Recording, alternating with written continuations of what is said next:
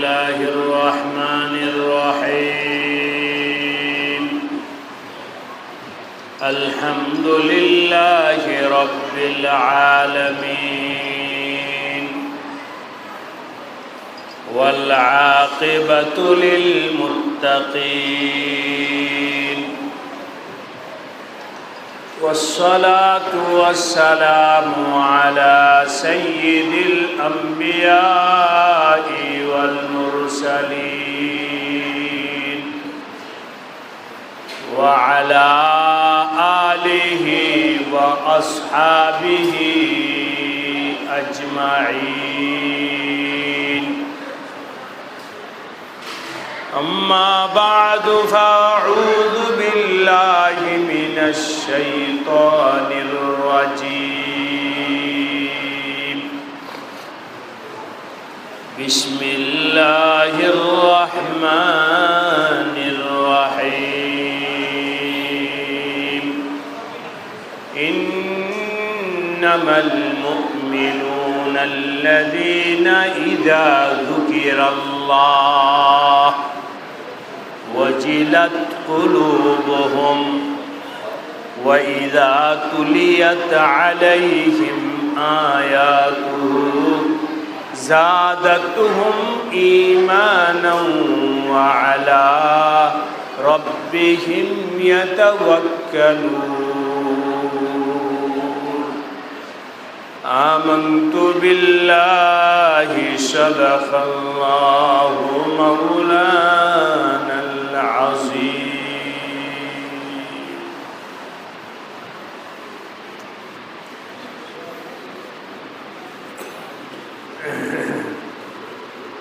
উত্তর পানাম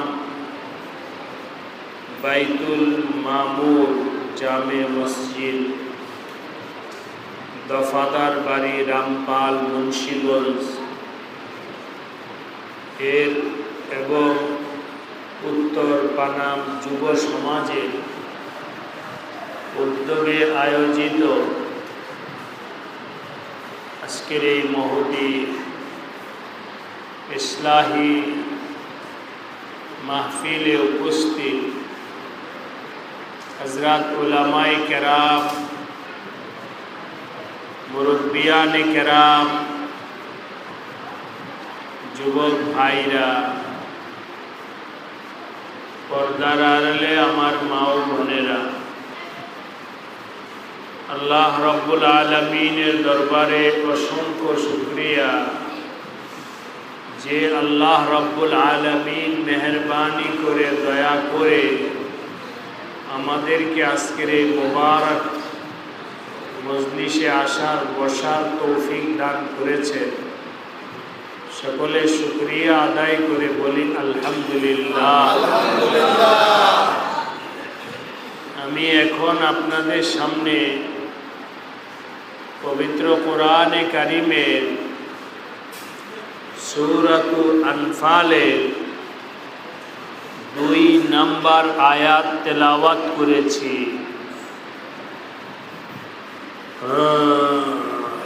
এই আয়াত নিয়ে কিছু আলোচনা হবে। যারা বড় আছেন বুঝমান সমঝদার তাদেরকে বলবো এবং উলামায়ে কেরামদেরকে বলবো, মাশাআল্লাহ আপনারা সবাই জানেন এই আয়াতে উলামা যারা আছেন তারা জানেন, তারা তো জানি কি কোরআন শরীফ কত পড়ছি, জানা বড় কথা নয়, পড়া বড় কথা নয়। বড় কথা হলো আল্লাহ কি বুঝাইছেন, কি সবক দিছেন, আমি আপনি কতটুকু সবক নিতে পারছি, এটা হলো বিষয়। তাই সকলেই মন দিয়ে শোনার চেষ্টা করি। আমরা এখানে যারা আছি সবাই দাবিদার, সবাই দাবি করি সবাই বলি যে আমি মুসলমান, আমি মুমিন, ইমানওয়ালা,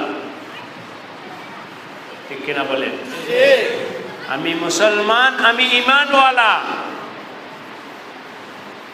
এই দাবিটা আমার আছে সবার।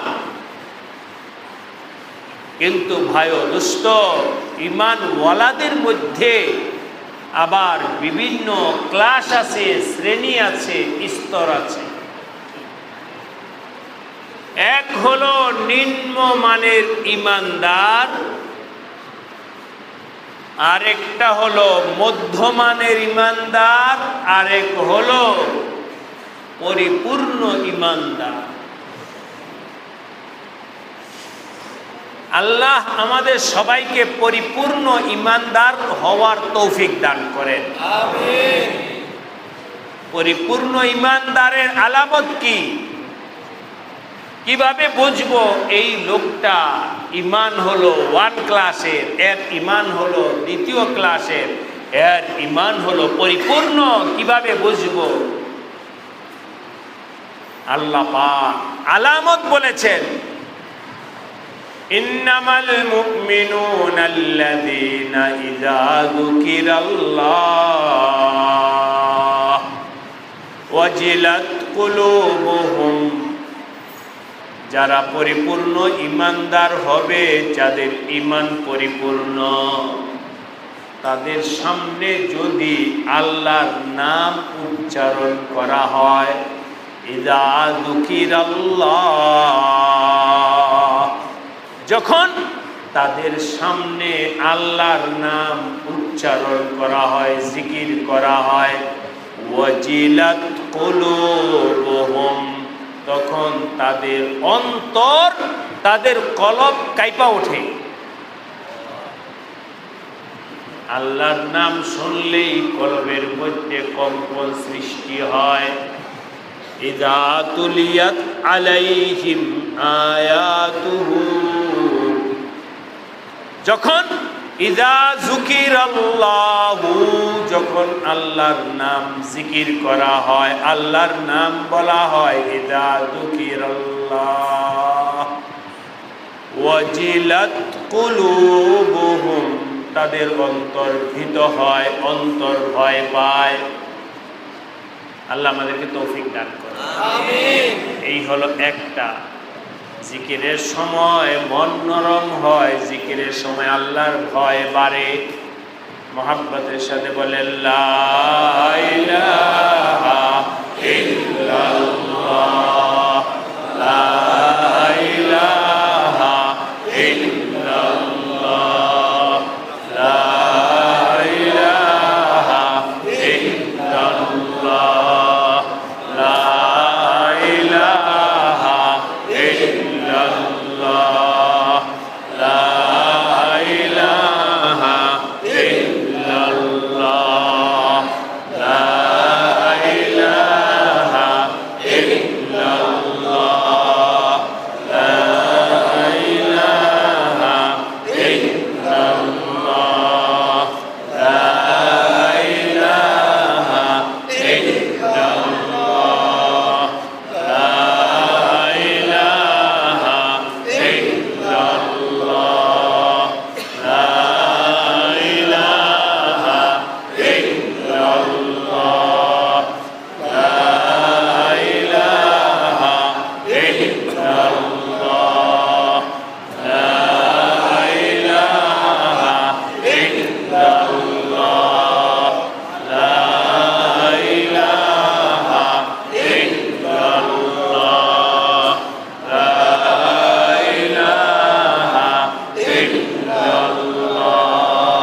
লা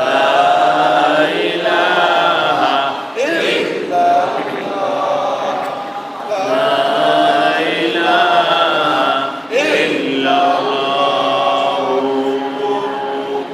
মুহাম্মাদুর রাসূলুল্লাহ সাল্লাল্লাহু আলাইহি ওয়াসাল্লাম।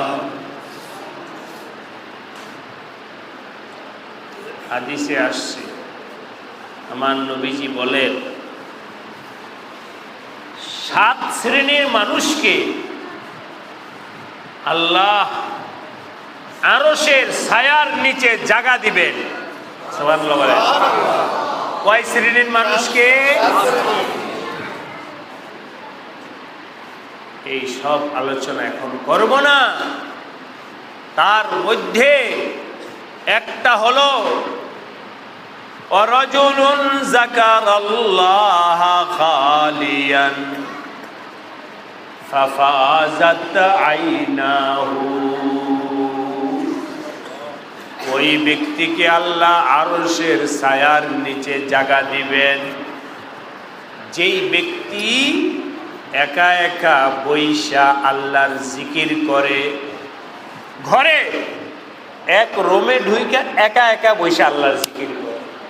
ওয়ারাজুলুন যাকারাল্লাহ খালিয়ান, যে ব্যক্তি ঘরে একা একা বইসা জিকির করে, একা একা বইসা জিকির করার কারণে তার কলবটা নরম হয়ে গেছে। কলব যখন নরম হয় তখন চোখে পানি আসে। যেই ব্যক্তি একা একা বইসা জিকির করে আর জিকির করতে করতে কলব নরম হয়, চোখে পানি আসে, আল্লাহ ওই ব্যক্তিকে আরশের ছায়ার নিচে জায়গা দিবেন। আমি এখন আপনাদেরকে বলবো না, আপনাদের সামনে প্রশ্ন রাখছি, উত্তর দিয়ে দরকার নাই। আপনার উত্তর আপনি জানেন, আল্লাহ জানেন। কাউকে দেখানোর দরকার নাই, জানানোর দরকার নাই। ও আমার ভাইরা, এখানে যারা আছেন তাদেরকে যদি আমি এক একজন করে জিজ্ঞাসা করি, এই মিয়া কোনোদিন বয়স কত হয়েছে? 20 বছর, 40 বছর, 50, 60 বছর, কোনোদিন একা একা বসে জিকির করছো? কোনোদিন ঘরের মধ্যে দরজা লাগায়া একা একা বসে জিকির করছো কিনা? আর জিকির করলেও জিকির করতে করতে চোখের পানি আসছে কিনা? আমার ভাইরা সবাই একটু নিজের মনকে প্রশ্ন করেন।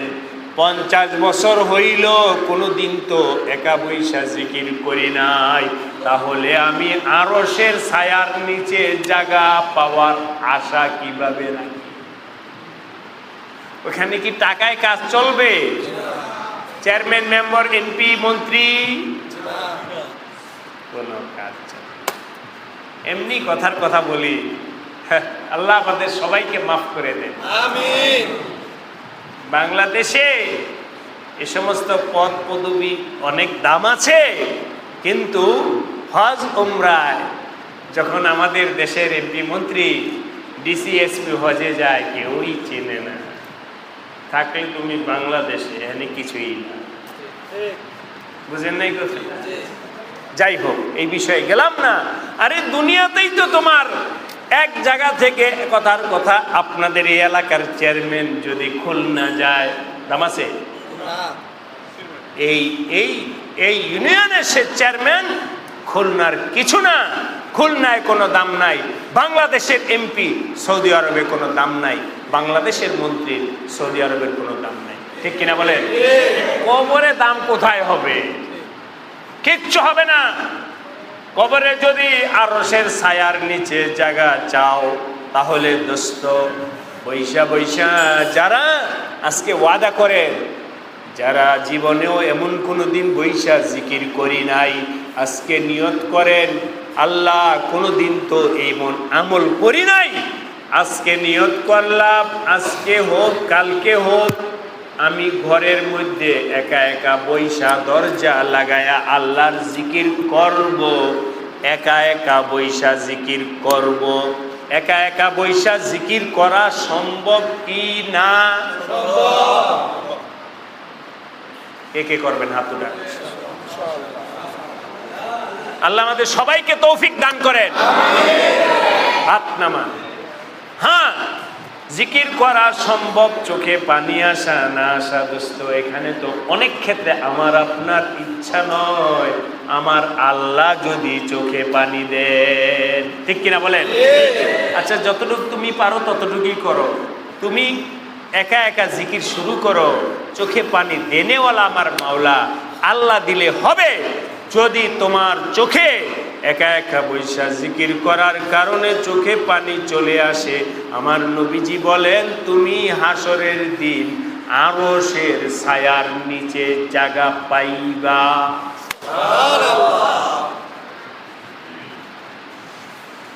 এক আরশের ছায়ার নিচে জায়গা পাইব কয় শ্রেণীর মানুষ? তার মধ্যে একটা বললাম, আর একটা বলবো, আর এখন বলবো না, বাকিগুলো আপনার অনুসরণ। আমি আয়াত নিয়ে আলোচনা করব। যাই হোক, আপনারা হাত উঠেছেন, আমি দোয়া করি মালিক আল্লাহ আল্লাহ আপনাদের সবাইকে একা একা বৈশা আল্লাহর জিকির করার তৌফিক দান করেন। আরেকটা বলতেছি, কেন? ও আল্লাহ, এখানে মুরব্বীরা আছে, যুবক ভাইরাও আছে, যুবক ভাইদেরও কিছু পরীক্ষা আছে, ইমতিহান আছে। এই জন্যে আরেকটা বলতেছি, ওইটা বলতেছি যাতে করে যুবক ভাইরা সতর্ক হয় যে আমার তো আরশের ছায়ার নিচে জায়গা পাওয়ার দরকার। সুতরাং যুবক, তুমি যদি আরশের ছায়ার নিচে জায়গা, ওই দিন শুনেও আর কোনো ছায়া থাকবে না, তোমার আমার বাড়ির তো ছায়া আছে, তোমার বাড়ি থাকবে না, গাছ থাকবে না, কোনো কিছু। সাবাতুন ইউজিল্লুহুমুল্লাহু ইয়াওমা লা জিল্লা ইল্লা জিল্লুহু, 7 শ্রেণীর মানুষ ছাড়া আর কোনো, আল্লাহর আরশের ছায়া ছাড়া আর কোনো ছায়া থাকবে না। ওই দিন গরম থাকবে, প্রচণ্ড, ছাতাও চলবে না।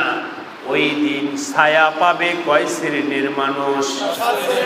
7 শ্রেণীর মানুষ। কে বলছেন? আমার নবীজি বলেছেন। সন্দেহ আছে?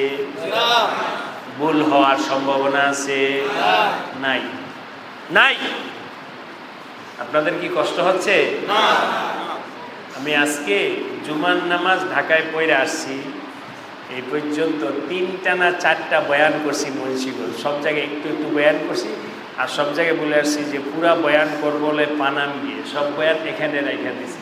যতক্ষণ মন চায় ততক্ষণ বয়ান করবো, শুনতে পারবেন আপনারা দেখি। কেউ না আওয়াজ হবে না, ওঠা বসা হবে না, হই হুল্লোড় হবে না।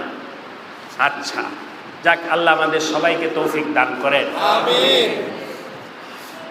আরেকটা আমল নবীজি বলেন, রাজুলুন দাআতুহু ইমরাআতুন জামান সাবিন ওয়া জামালিন, এক যুবকের প্রতি একটা মেয়ে আকৃষ্ট হয়েছে।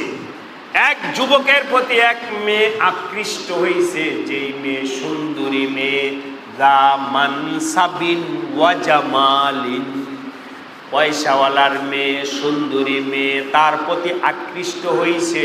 বলেন আকৃষ্ট হয়েছে কে? মেয়ে। এক মেয়ে আকৃষ্ট হয়ে যুবককে ডাকতেছে অপকর্ম করার জন্যে, যুবককে ডাকতেছে, অফার দিতেছে তার কাছে যাওয়ার জন্যে। যুবক বলে ইন্নী আখাফুল্লাহ, আল্লাহু আকবার বলেন। যুবক বলে, হে বোন ইমানদার, শোনো, আমি মুমিন, আমি কালিমা ওয়ালা, ইন্নী আখাফুল্লাহ, আমি তোমার দিকে তাকাইতে পারি না, তোমার দিকে তাকাইলে আমার মালিক নারাজ হয়ে যাবে। ইন্নী আখাফুল্লাহ, আমি আমার আল্লাহকে ভয় করি। এই কথা বইলা যুবক সেখান থেকে পলায়া চলে যায়। মেয়ে ডাকে, মেয়ের দিকে তাকায়ও না। কার ভয়ে? রাজুলুন দাআতহু ইমরাআতুন জামান সাবিন ওয়া জামালিন ওয়াকালা ইন্নী আখাফুল্লাহ। এই যুবক কাল হাসরের দিন আল্লাহর আরশের নিচে ছায়া পাবে। আল্লাহ আমাদের সবাইকে আরশের ছায়ার নিচে জায়গা পাওয়ার মতো কিছু আমল করার তৌফিক দান করুন। আমিন। জিকির করো যাতে চোখের পানি আসে। ইযা যুকিরাল্লাহু ওয়াজিলাত কুলুবুহুম, এটা হলো একটা আমল। 2 নাম্বার, ওয়াইদা তুলিয়াত আলাইহিম আয়াতুহু। 2 নম্বর হলো তার সামনে কোরআন শরীফ তেলাওয়াত করে শোনাইলে, কোরআন শুনলে ভালো লাগে না খারাপ লাগে? কোরআন তেলাওয়াত শুনলে ভালো লাগে।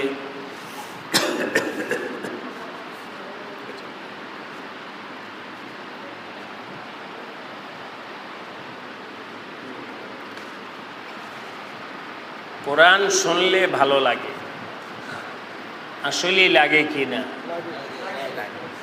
চার্জারটা শেষে বসবে, চার্জারটা এখন আমি যত বলবো সব কিছু আপনারা পজিটিভ আমার সাথে বলবেন, কিন্তু আসলে দিলের হালাত জানে কে? কোরআন শুনতে মহাব্বত লাগে, কোরআন শুনতে ভালো লাগে, এটা হলো ইমানের, ইমানদারের আলামত, এটা হলো মুমিনের আলামত। তুমি যে পরিপূর্ণ মুমিন তার নিদর্শন হলো কোরআন শরীফ তেলাওয়াত শুনতে ভালো লাগবে। সুবহানাল্লাহ বলেন। সুবহানাল্লাহ। কোরআন শরীফের তেলাওয়াত শুনতে কি লাগবে? ভালো লাগবে। শুধু ভালো লাগবে তা নয়, বরং এই আয়াত শুইনা তার ঈমান বাড়বে।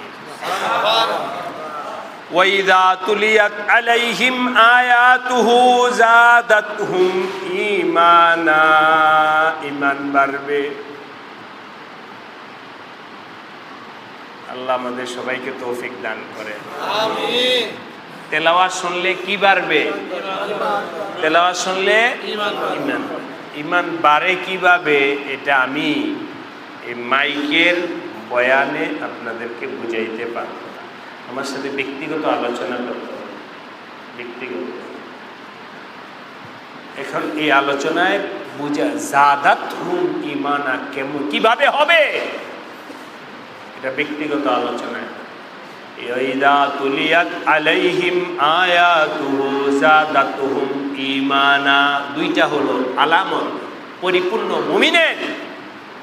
3 নাম্বার হলো ওয়া আলা রাব্বিহিম ইয়াতাওয়াক্কালুন, মুমিন ভরসা করবে, আল্লাহর উপরে ভরসা হবে। কার উপরে?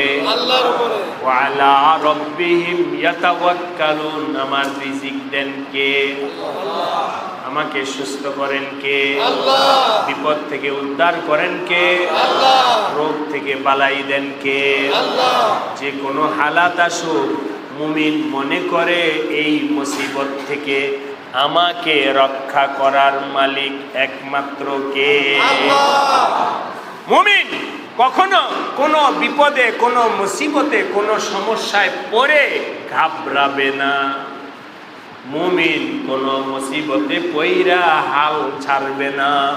মুমিন কোনো বিপদে পড়ে নৈরাশ হবে না।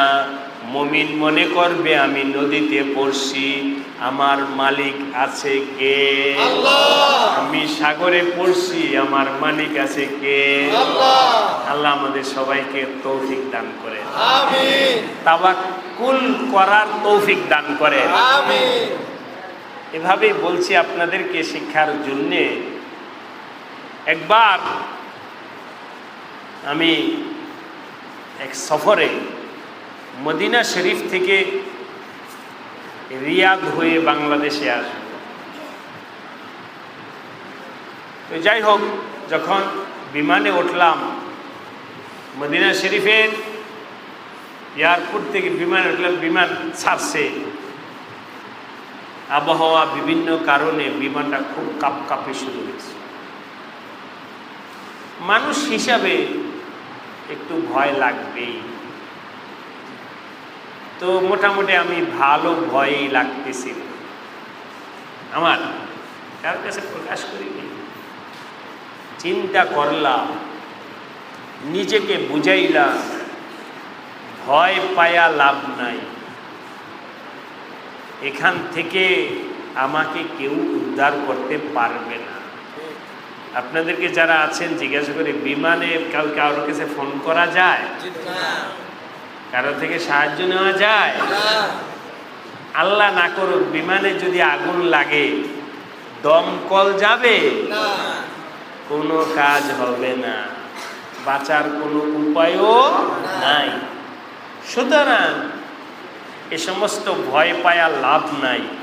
অবস্থা যাই কিছু হোক না কেন, এখানে ভয় করলেও বাঁচার উপায় নাই, কোনো কিছু উপায় নাই। আমাকে এই অবস্থা থেকে উদ্ধার করতে পারেন একমাত্র আল্লাহ। ওয়ালা রব্বিহিম ইয়াতাওয়াক্কালুন।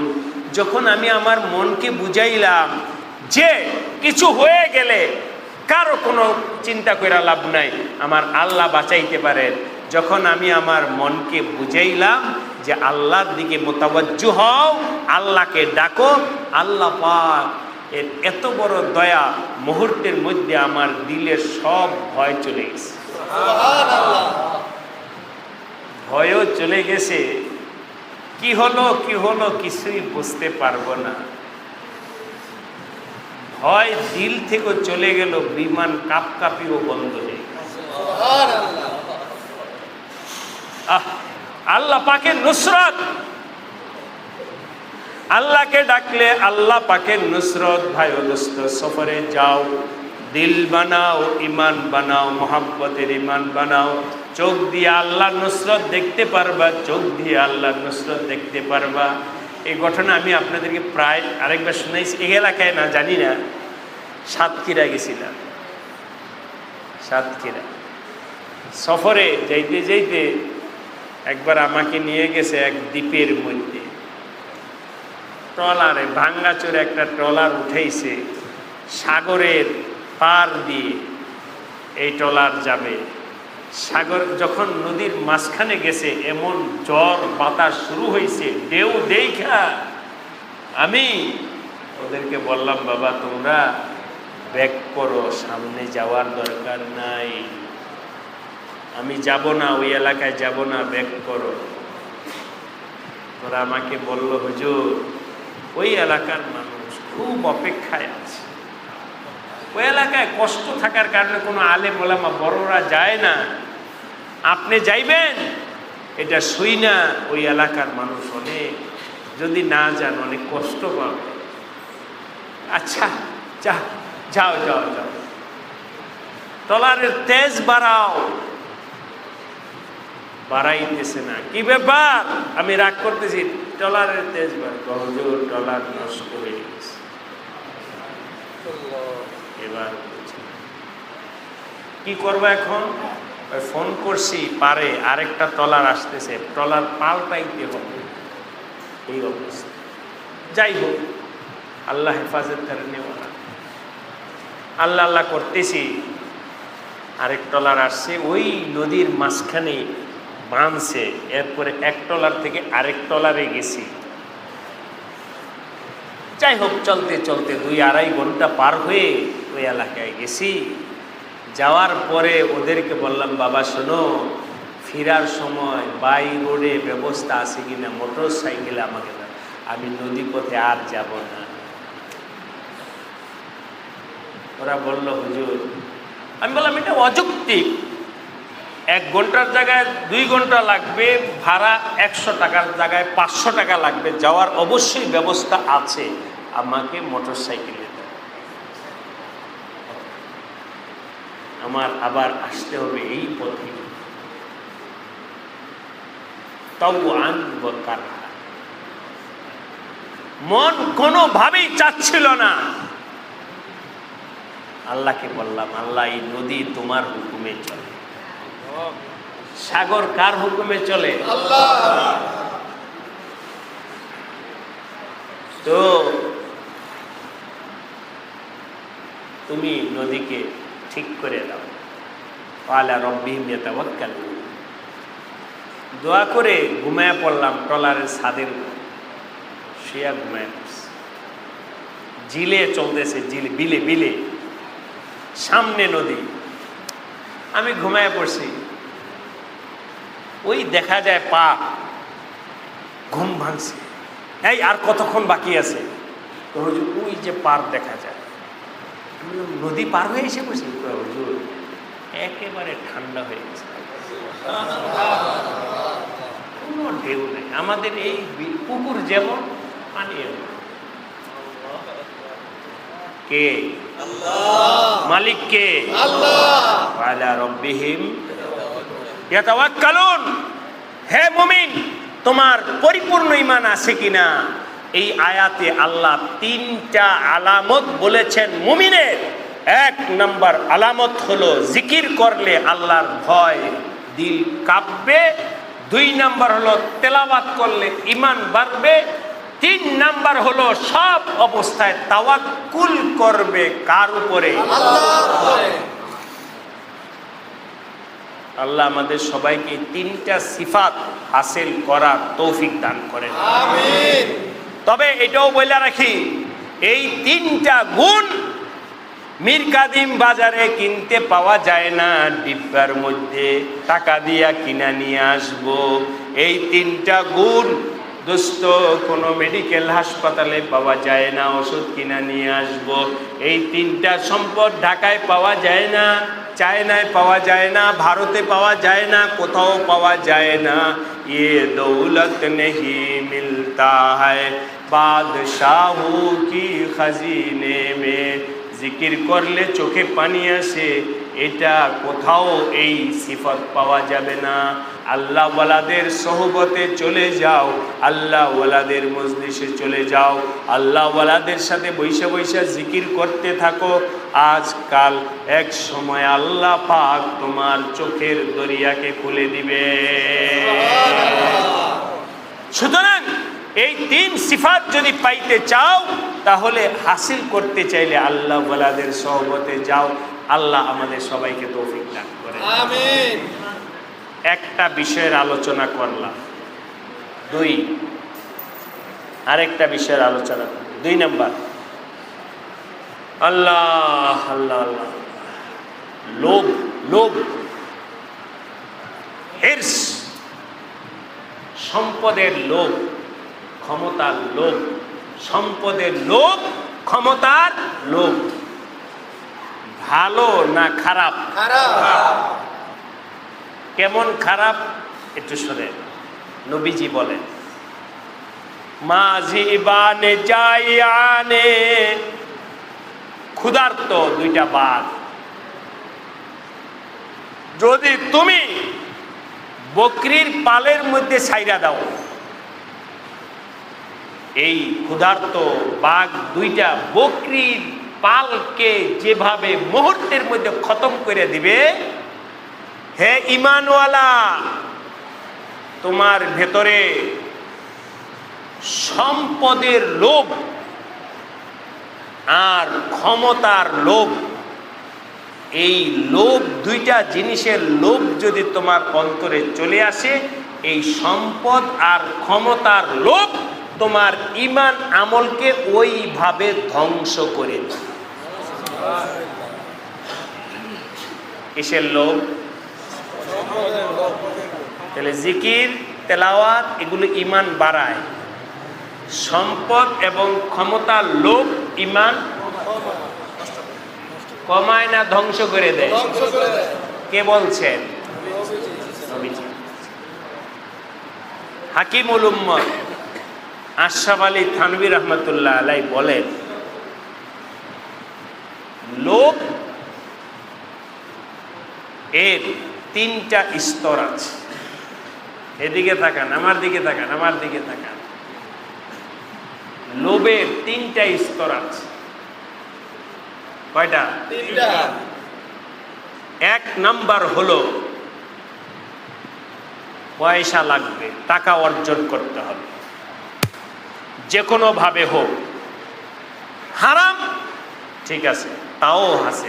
সুদের মাধ্যমে, হ্যাঁ ভালো। ঘুষের মাধ্যমে, সম্পূর্ণ হারাম পন্থায়, ওই পয়সার লোভে হারাম পন্থায় পয়সা অর্জন করে। লোভের কারণে, লোভের কারণে হারাম কাজে লিপ্ত হয়। তারপরও আমার ক্ষমতা লাগবে, প্রতিপক্ষকে গুলি করে ফেলে দাও, কারণ ও থাকলে আমি ক্ষমতা পাবো না। হারাম কাজে লিপ্ত করা। এই ভাইরা শোনেন, সংক্ষেপে বলছি, এক ধরনের লোভ মানুষকে হারাম কাজে লিপ্ত করে। বলেন, এক ধরনের লোক হারাম কাজে লিপ্ত করে। 2 নম্বর স্তর, এক ধরনের লোক মানুষকে কোরআন হাদিস অপব্যাখ্যায় লিপ্ত করে। কোরআন হাদিস অপব্যাখ্যায় লিপ্ত করে, মানে ঘুরায়া খায়। আল্লাহ পাক বনি ইসরাইলকে বলছিল শনিবার দিন মাছ ধরবা না, শনিবার দিন। আপনারা জানেন এই ঘটনা, কোরআনে আছে।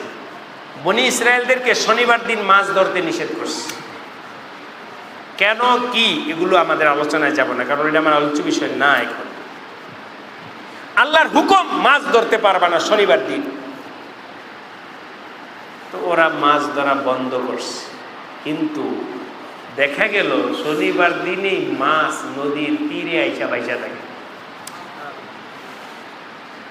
আর অন্যদিন মাছ দেখাই যায় না। লোভ সহ্য করতে পারে নাই বনি ইসরাইল। ওরা মাছ দেখা নদীর পার ঘের বানাইছে, মাটি কাইটা। মাছগুলো ভিতরে যখন আসছে শনিবার দিন, ওই মুখটা বন্ধ করে দিছে নালা। শনিবার দিন আর মাছ ধরে নাই, মাছগুলো ধরছে গিয়ে রবিবার দিন। কিন্তু এই যুবকরা বলেন, ভাইরা মাছটা কি আসলে শনিবারে ধরছে না রবিবারে? আল্লাহরে বুঝাইল যে আমরা তো সরাসরি মাছ বালতিতে উঠাই নাই, জাল দিয়া ধরি নাই। আল্লাহ পাকের বিধান নিয়ে ঘুরায়া ব্যাখ্যা করল, এটাকে বলে অপব্যাখ্যা। বলেন, এটাকে কি বলে? অপব্যাখ্যা। আল্লাহর হুকুমের অপব্যাখ্যা করলো কারা? বনি ইসরাইল। আল্লাহ বলেন, আমার সাথে মস্কারা? দাঁড়াও, এই যারা মাছ ধরছে, এই সমাজের মধ্যে 3 ধরনের মানুষ হয়ে গেছে। এক ধরনের মানুষ এভাবে অপব্যাখ্যা করে মাছ ধরছে। দ্বিতীয় ধরনের মানুষ, তারা বলছে, এই মিয়ারা মাছ ধরো কেন? আল্লাহ না করছে? না করছে, আমরা কি মাছ ধরছি নাকি? অর্থাৎ আরেক শ্রেণীর মানুষ নিষেধ করছে। কয় শ্রেণী হলো? 2 শ্রেণী হলো। আরেক শ্রেণী ধরেও নাই, নিষেধও করে। ওদের মতে ওরা মাছ ধরুক, যা মধ্যে তা ধরুক, ওটা ওদের ব্যাপার, আমাদের ব্যাপার না। এবার বলেন, মাছ ধরা নিয়ে বনি ইসরায়েলের মধ্যে কয় শ্রেণীর মানুষ হয়েছে? 3 এক শ্রেণী মাছ ধরছে, আরেক শ্রেণী নিষেধ করছে, আরেক শ্রেণী মৌনতা অবলম্বন করছে।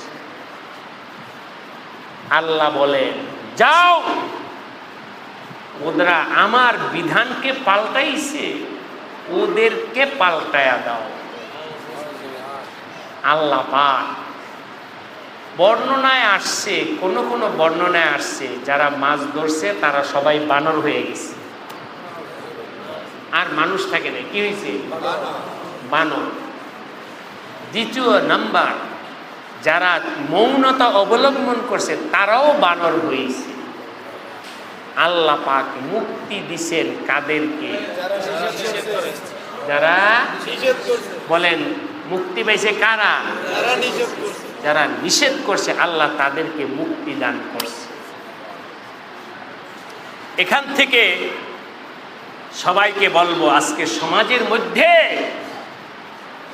অনেক অন্যায় নাফরমানির কাজ হয়, নিষেধ করার লোক নাই। বলেন, নিষেধ করার লোক নাই। মুরব্বীদেরকে আমি বলি, চাচা আপনি যুবকদেরকে, ছোট বাচ্চাদেরকে আপনি নাতিপুতি তো বুঝান, কহজোর ওরা আবার কথা মতো মানব না, ওরা যেমন তা করুক গা, আমাকে নামাজ আমরা পড়ি। শুধু নামাজই কি আমাদের দায়িত্ব, না নিষেধ করাও দায়িত্ব? নিষেধ করাও দায়িত্ব।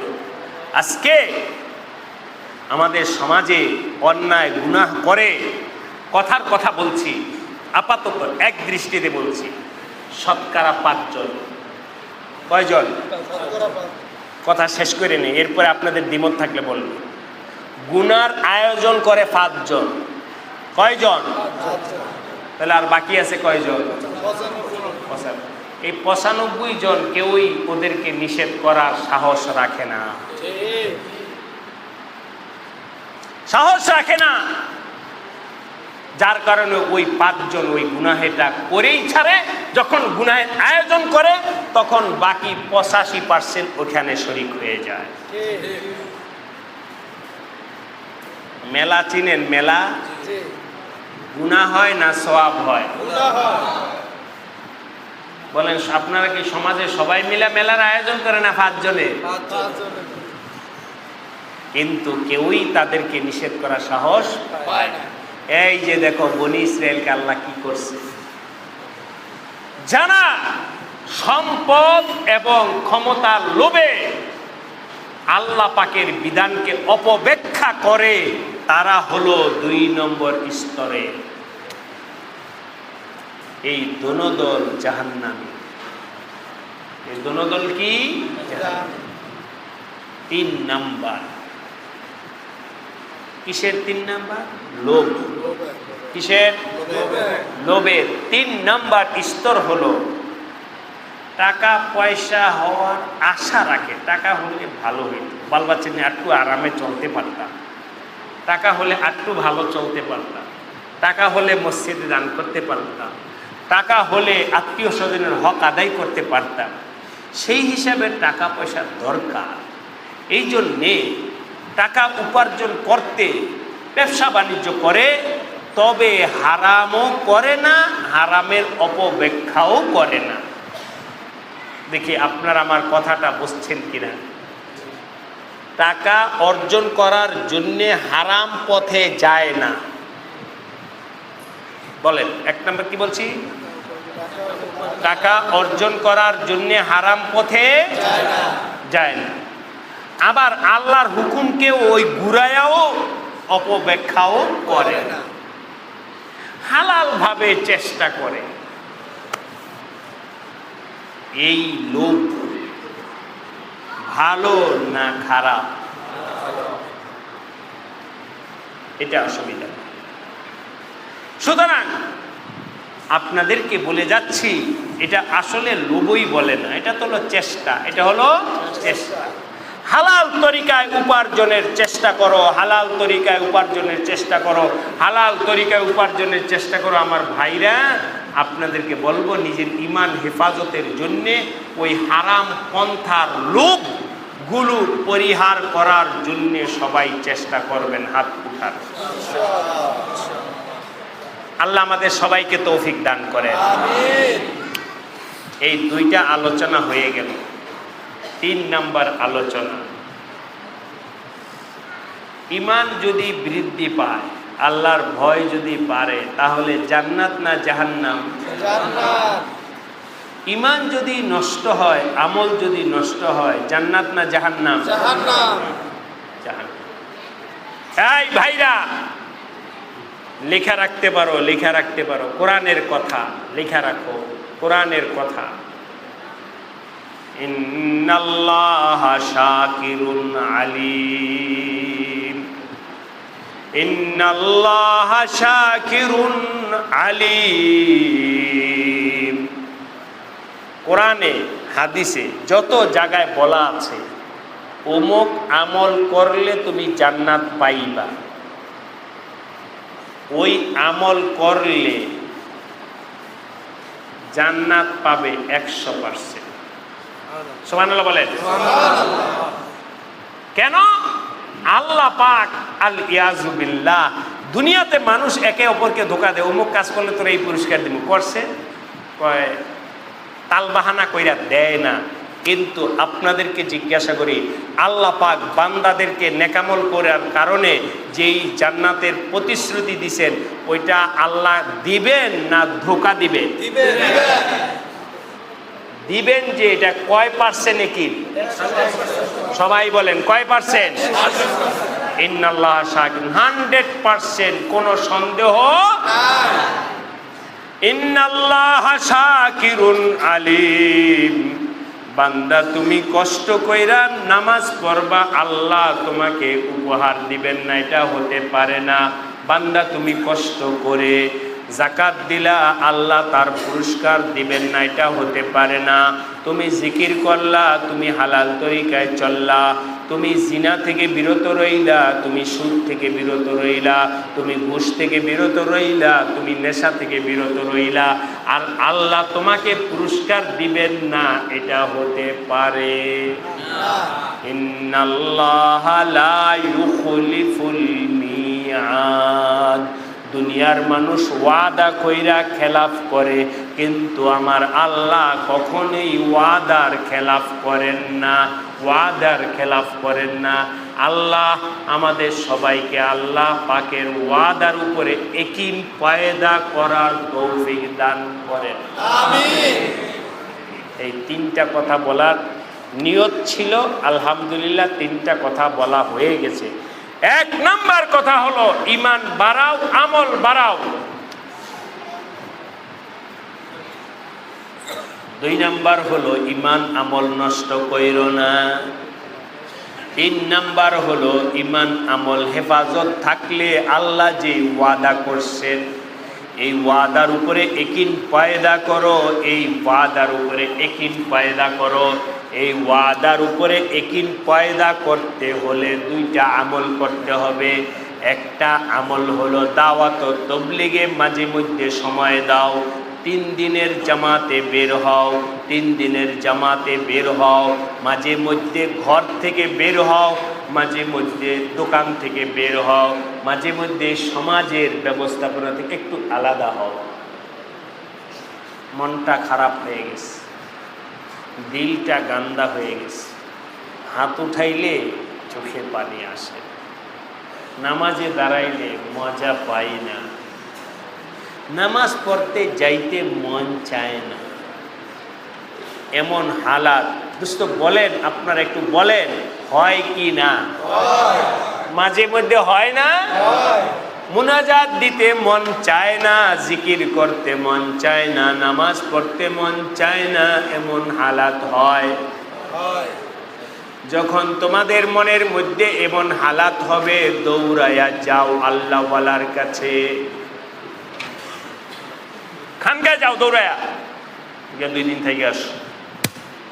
হাসপাতাল, খানকা হলো আমাদের কলবের চিকিৎসার হাসপাতাল। 3 দিনের জামাতে যাও, 3 দিনের জামাতে যাও, আল্লাহ ওয়ালাদের সোহবতে যাও, ইনশাআল্লাহ আবার আল্লাহ পাক দরজা খুইলা দিবেন। এখন হাত উঠাইলে চোখে পানি আসে, এখন তেলাওয়াত শুনতে ভালো লাগে, এখন নামাজের মধ্যে মন বসে, এখন আল্লাহর জিকির করতে ভালো লাগে, কারণ ওই সোহবত, তাবলীগের সোহবত, আল্লাহ ওয়ালার সোহবতের বরকতে আল্লাহ খুলে দিছে। সুতরাং আপনারা মাঝে মধ্যে তাবলীগে যাবেন কিনা বলেন? ইনশাআল্লাহ। আল্লাহ ওয়ালাদের সোহবতে যাবেন কিনা বলেন? ইনশাআল্লাহ। প্রতি মাসে মাদানী কমপ্লেক্সে শেষ বৃহস্পতিবারে সবগুজারি হয়, সেখানে যাওয়ার জন্য চেষ্টা কইরেন। বাৎসরিক ইসলাহি জোর হয় 3 দিনে, সেখানে যাওয়ার চেষ্টা কইরেন। আর যখন তখন মনে যাবে তাবলীগে সময় লাগানোর জন্য চেষ্টা কইরেন। আল্লাহ রব্বুল আলামিন আপনাকে আমাকে সবাইকে সবগুলো কথা উপরে আমল করার তৌফিক দান করেন, আমিন। আমার এই বয়ানের কোনো শক্তি নাই, আমার কোনো শক্তি নাই, সব কিছু শক্তির মালিক আল্লাহ, হেদায়েতের মালিক আল্লাহ। আল্লাহ যদি আপনাকে হেদায়েত দিয়ে দেন তাহলে আপনি আমল করবেন। আল্লাহ যদি হেদায়েতের ফয়সালা না করেন তাহলে কি হুজুর বললো ওইটা দ্বারা পরিবর্তন আসবে না। আসল হলো আল্লাহ পাক তোমার জন্য হেদায়েতের ফয়সালা করেন নাই। আলহামদুলিল্লাহ, আপনাদের সুন্দর আয়োজন, যুবক ভাইদের চেষ্টা, আল্লাহ সবাইকে কবুল করে নেন, আমিন। আজকের এই মজলিসকে কবুল করেন, আমিন। এই মসজিদের কমিটি, মুসল্লি, এলাকাবাসী, মা বোন সবাইকে আল্লাহ কবুল করেন, বলেন আমিন, আমিন। বলেন আমল করতে রাজি আছেন কিনা? ইনশাআল্লাহ। আল্লাহ সবাইকে তৌফিক দান করেন, আমিন।